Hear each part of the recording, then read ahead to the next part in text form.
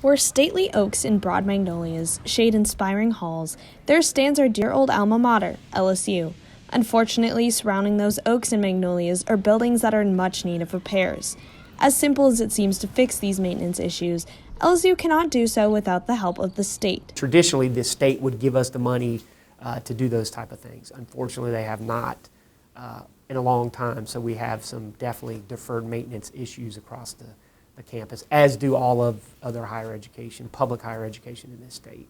Deferred maintenance refers to on-campus buildings, both old and new, that require minor to major repairs or renovations, and these are placed on a backlog list. Since current funding isn't enough to put towards certain repairs, LSU looks towards receiving funding. We go back to the list, which is prioritized by building and by critical need on a scale of 1 to 5, and we look for the ones that need to be addressed most urgently.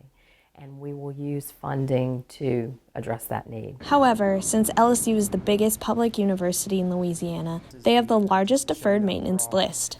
Golly, it's about $700 million that we're short of that. As the campus slowly starts to deteriorate, LSU uses the operating budget to go through and do minor repairs.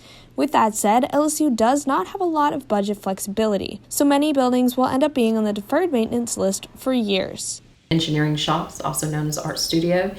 Unfortunately, that building has been on the capital outlay list probably 15 to 20 years. And if there was a big catastrophe on campus, the operating budget could not keep up with repairs alone. We would have to go to the state and ask for them to help us get through that, unfortunately. Instead of waiting for the state's financial help, LSU could charge their students more through fees in order to support renovations. We'd rather not. We would hope our state would fund us so we don't have to go up on students. And so we're always looking for unique ways to find funding for new construction or major renovations. LSU sends the state their priority deferred maintenance and capital outlay lists every year. This shows the state which buildings need replacements, and from there it is in the state's hands.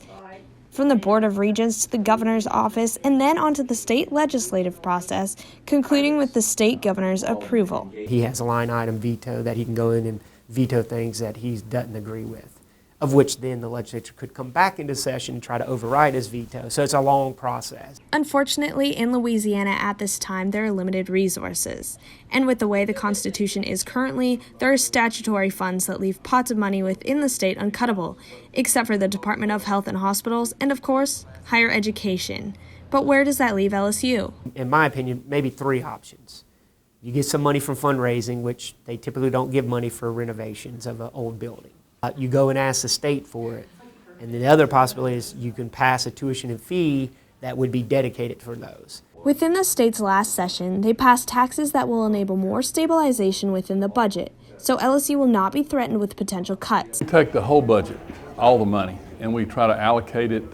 This year I think there's like a 10% increase in money for colleges, and we go through each one of those and decide if we can. And normally if we decide to increase money, we allow the college the latitude of using it how they want to use it. Although funding has been cut in the past, it will be more stable for upcoming years.